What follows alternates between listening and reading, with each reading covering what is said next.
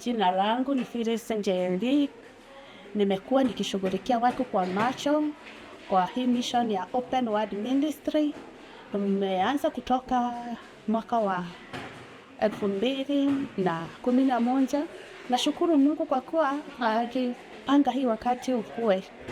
Nimeona akitenda mengi kwa watoto, kwa watu wakubwa na hata kwa wazee. Wamekuwa wakiona mapenzi kutoka kwa umbali.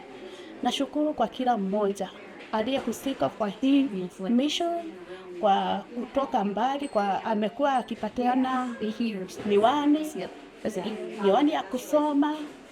Kuna hata Biblia zimekuwa zikikuja, na tunasema Mungu awabariki sana.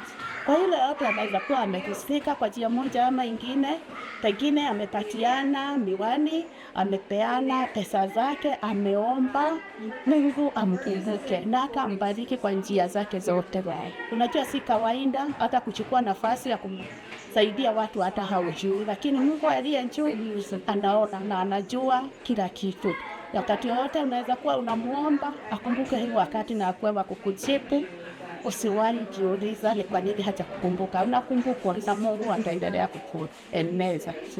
Amen.